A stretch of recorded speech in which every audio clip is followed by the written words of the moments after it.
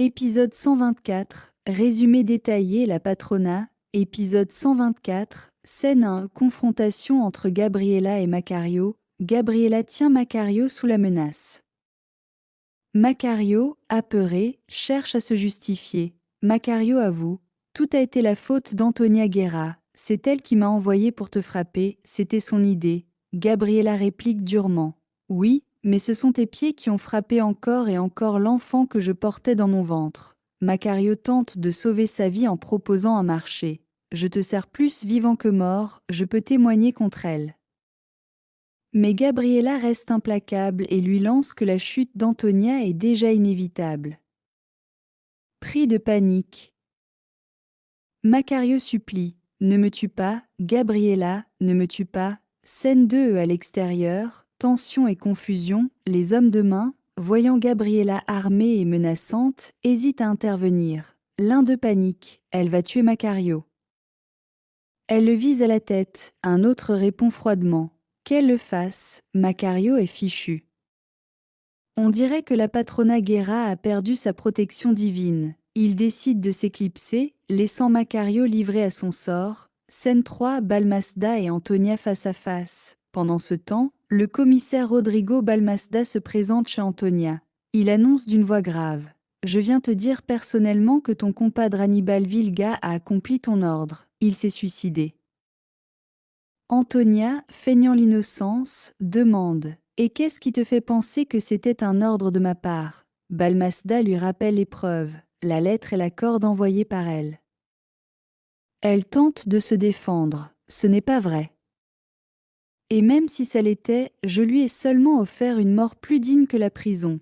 Balmaceda lui demande alors si elle compte s'échapper de la justice en se suicidant à son tour. Antonia nie, prétendant être innocente. Elle insiste, jamais tu ne pourras prouver le contraire. Scène 4, Ricardo et Patricia. Dans une autre scène, Patricia surprend Ricardo Vilga en train de recommencer à séduire d'autres femmes. Elle le met en garde, si tu oses encore me tromper, Ricardo. Je te tue.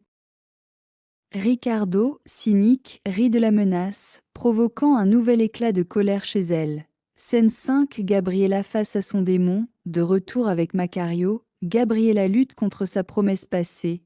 Gabriella, tremblante, crie « Je t'avais juré de ne jamais me salir les mains de sang, de vous laisser vous détruire entre vous.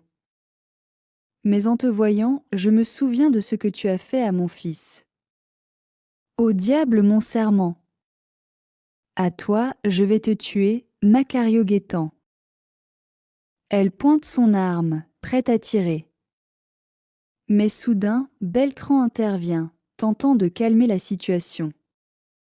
Dans le chaos, Macario saisit l'occasion pour menacer Gabriella à son tour. Scène 6, l'alarme retentit, une sirène retentit dans la forteresse, semant la panique. David, effrayé, appelle sa mère, « Maman !» Gabriella lui ordonne, « Reste là, ne bouge pas. » Macario, pris au piège, vise Gabriella et Beltran, affirmant que c'est un ordre direct d'Antonia de la tuer.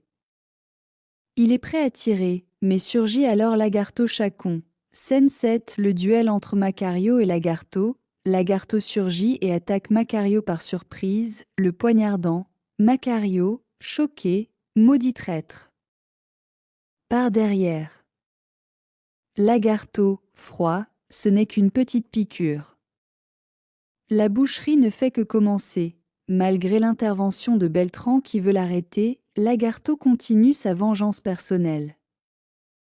Il frappe Macario encore, jusqu'à l'affaiblir complètement. Lagarto, cruel, déclare « Compadre, nous sommes quittes maintenant. » On se retrouve en enfer, Macario s'effondre, grièvement blessé. Scène 8, Balmaceda et Antonia, tension croissante. Balmaceda tente encore de convaincre Antonia de se rendre. « Je veux éviter un bain de sang dans ce village, je veux te sauver la vie. » Antonia, provocante, lui demande « Tu veux me sauver pourquoi ?»« Pour ne plus jamais m'embrasser, ne plus me désirer. » Balmaceda garde son calme et insiste. Si elle se rend, sa peine pourrait être réduite.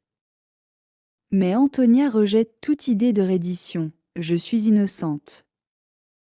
Je n'avouerai jamais, un appel interrompt la conversation. Balmasda prend l'assaut de la forteresse.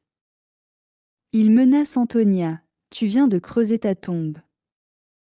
De celle-là, tu ne t'échapperas pas. Scène 9, agonie de Macario. Macario, gravement blessé, supplie qu'on le soigne, emmenez-moi à l'hôpital. Je ne veux pas mourir. Gabriela, pardonne-moi. Rodrigo Balmasda arrive sur les lieux et demande: qui t'a ordonné d'entrer dans la forteresse? Macario, haletant, révèle: c'était elle. Antonia Guerra, il accuse Antonia de tous les crimes: l'assassinat du tigre, la mort d'Espino, celle de Julio Montemar, l'explosion de la mine qui a tué Fernando, la mort de Maximiliano Suarez, et même la perte de l'enfant que Gabriela portait. Il s'effondre dans une toux sanglante, répétant: ne me laissez pas mourir. Sandy et Antonia acculés. Pendant ce temps, Alejandro et Lucho apparaissent. Gabriela supplie Lucho de fuir avant que Balmasda n'arrive. Alejandro confirme: c'est moi qui ai appelé Balmasda. Au même moment, Poncia surprend Antonia en train de préparer sa fuite. Il la confronte, arme à la main. Tu ne sortiras pas d'ici. Tu es une mauvaise femme. Antonia, furieuse, tente de l'intimider. Donne-moi ce pistolet, imbécile, tu ne sais même pas t'en servir. Mais Poncia, cette fois, reste ferme. Scène finale, le poids de la vérité. Sous les yeux de tous, Macario agonise mais ses dernières paroles scellent le destin d'Antonia. En la désignant nommément, il met fin à son règne de terreur. Gabriela, Alejandro, Rodrigo et les autres comprennent que la justice est en marche.